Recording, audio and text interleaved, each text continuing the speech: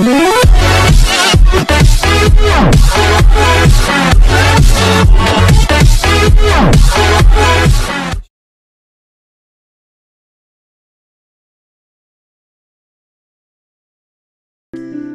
saudara yang saya kasihi dalam Tuhan Yesus Kristus. Kembali lagi berjumpa bersama saya Roni Titahena dalam segmen Kabar Baik. Mendorong hidup lebih baik. Semakin didorong, semakin baik. Puji Tuhan, saudara yang terkasih dalam Tuhan Yesus Kristus. Saya percaya saudara semua mengalami berkat Tuhan yang berkelimpahan. Semua sehat, semua tidak mengalami gangguan apapun, masalah apapun, ada dalam damai, sejahtera, dan sukacita oleh Tuhan Yesus Kristus. Nah, hari ini kita kembali akan berbicara tentang kabar baik. Tentunya kita terus akan mendasari dalam atas dasar kebenaran firman Tuhan. Saudara yang terkasih dalam Tuhan Yesus Kristus, hari ini kebenaran firman Tuhan kita akan baca bersama-sama di dalam Injil Markus pasal yang pertama ayatnya yang ke-14. Saya akan bacakan buat saudara-saudara sekalian. Bunyinya seperti ini. Sesudah Yohanes ditangkap, datanglah Yesus ke Galilea memberitakan Injil Allah. Katanya, waktunya telah genap, kerajaan Allah sudah dekat. Bertobatlah dan percaya kepada Injil. Nah, saudara yang terkasih dalam Tuhan Yesus Kristus, Markus menulis sebuah kebenaran yang sangat luar biasa. Mengawali tulisannya pada Injil Markus dengan sebuah peristiwa yang sangat-sangat dahsyat dan ajaib, yang begitu menginspirasi dan memberkati kita semua. Saudara yang terkasih, saudara tahu bahwa siapakah itu Nabi Yohanes atau Rasul Yohanes. Saudara yang terkasih, Yohanes adalah Yohanes Pembaptis yang lahir sebelum tahun Masehi, lahir pada tahun 7 sebelum Masehi, saudara yang terkasih dalam Tuhan Yesus Kristus. Dan semasa hidupnya dia lebih lama menghabiskan masa hidupnya di padang gurun. Dia adalah seorang utusan nabi yang mempersiapkan jalan bagi Tuhan.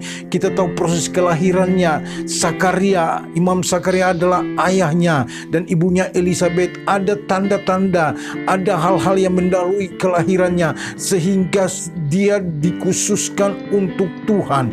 Dan nabi ini justru yang melakukan pembaptisan kepada Tuhan Yesus. Saudara yang terkasih dalam Tuhan Yesus, Nabi Yohanes pun pernah mengkritisi para pemuka-pemuka agama dengan mengatakan kepada mereka bahwa kapak telah tersedia pada akar pohon. Setiap pohon yang tidak menghasilkan akan ditebang dan dibuang ke dalam api. Saya masih ingat beberapa hari yang lalu kita telah bicara bagian ini pada satu segmen khusus, saudara yang terkasih, tentang misteri kapak. Apa yang terjadi, saudara yang terkasih dalam Tuhan Yesus Kristus?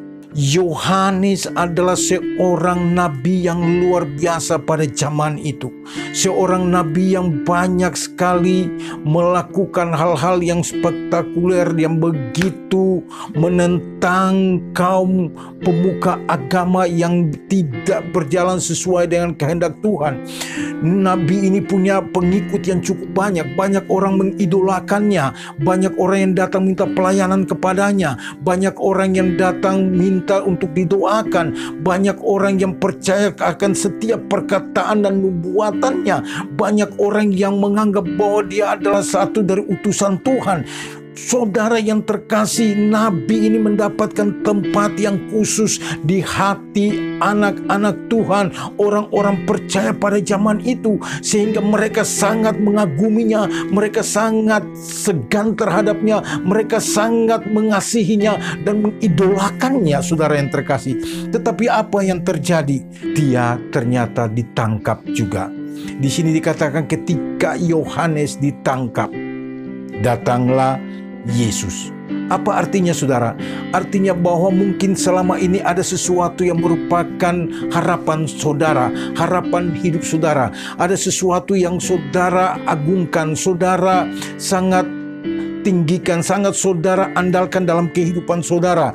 Mungkin keuangan saudara, mungkin kekayaan saudara, mungkin usaha saudara, pekerjaan saudara, atau hal yang lain, apapun itu saudara.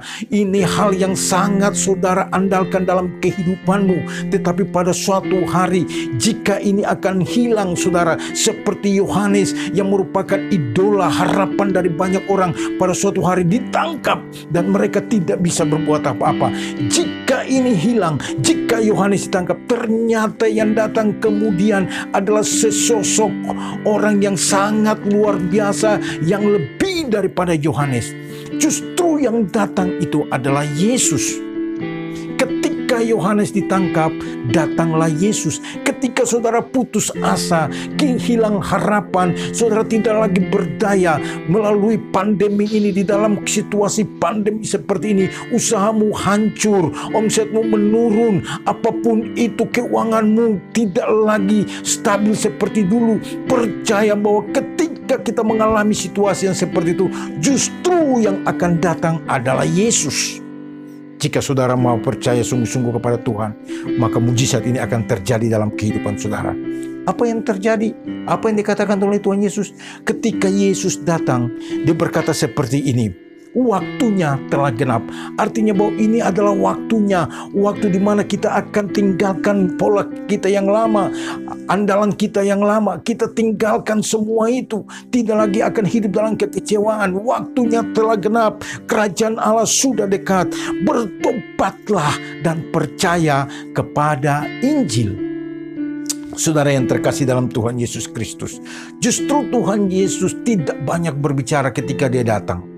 Dia hanya katakan, waktunya sudah genap, kerajaan Allah sudah dekat, bertobatlah dan percaya kepada Injil. Mari saudara yang terkasih, kita simak perkataan Tuhan Yesus dengan baik dan lakukan itu dengan sungguh-sungguh di dalam kehidupan kita. Tuhan menuntut kita supaya kita mau bertobat. Segmen yang lalu kita sudah bicara tentang pertobatan, berbalik 180 derajat, tidak lagi hidup dalam kemunafikan, tidak lagi hidup dalam perzinahan, percabulan atau dosa-dosa hawa nafsu yang lainnya, kehidupan yang lama. Kita tinggalkan semua ini dan kita hidup dalam suatu kehidupan yang baru. Saudara yang terkasih dalam Tuhan Yesus Kristus, kemudian kita harus percaya kepada Injil. Apa itu Injil? Injil artinya kabar baik. Tidak ada salahnya, bukan sebuah kebetulan segmen kita ini namanya kabar baik. Saudara yang terkasih, Injil adalah kabar baik. Saudara, dari keseluruhan firman Tuhan, dari Kejadian sampai Wahyu, jika kita peras itu dengan baik saudara, maka itu merupakan sebuah kabar baik di dalam kehidupan kita. Saudara yang terkasih dalam Tuhan Yesus Kristus, inti daripada Injil, inti dari pemberitaan Injil, dari kabar baik ini adalah untuk menyatakan keselamatan manusia yang menuju kepada kebinasaan. Injil datang supaya menyatakan keselamatan yang dikerjakan oleh Tuhan Yesus. Penyelamatan melalui karya kematian Tuhan Yesus di atas kayu salib. Dia mati untuk menyelamatkan saya dan saudara. Ini adalah karya daripada Injil. Tadi saya katakan kalau seluruh kitab ini diperas dengan baik, maka akan muncul satu nama, yaitu Yesus.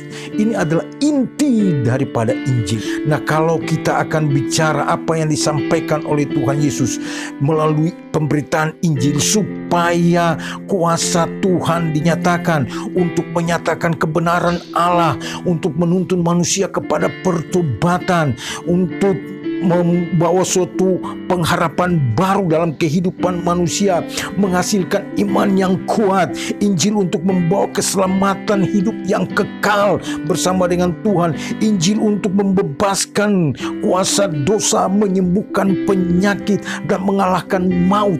Jika hari ini saudara ada dalam keadaan sulit apapun, terikat oleh apapun, roh apapun yang mengikat saudara, okultisme, penyembahan berhala, sakit, penyakit apapun akan dikalahkan oleh kekuatan Injil. Itulah sebabnya mari percaya kepada Injil. Injil pun akan mengingatkan hukuman dan penghakiman kekal.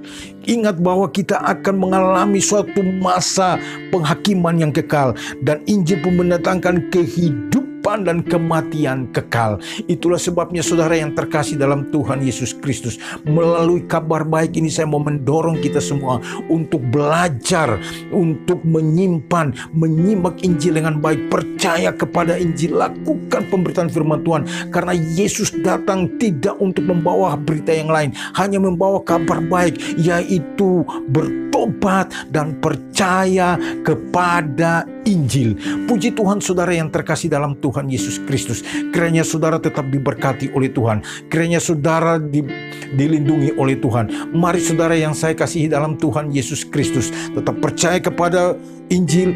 Doa saya tetap menyertai saudara. Saya berdoa jika saudara di mana saudara berada yang sedang mengalami masalah, sakit, penyakit apapun disembuhkan oleh Tuhan. Saudara yang sedang mendengarkan segmen ini, mari saudara angkat tanganmu, buka hatimu, dan kita akan berdoa untuk saudara. Saya akan berdoa khusus untuk saudara. Tuhan, Engkau berkuasa untuk menyelamatkan manusia. Nyatakan kuasa dan kehendak-Mu. Sembuhkan saudara-saudaraku yang sedang mengalami sakit penyakit. Sembuhkan di dalam nama Yesus. Pulihkan mereka. Ekonomi, keuangan Tuhan pulihkan. Beri damai sejahtera dan sukacita di dalam nama Tuhan Yesus. Haleluya, haleluya, haleluya. Tuhan memberkati kita semua di dalam nama Tuhan Yesus. Amin, amin, amin. Shalom.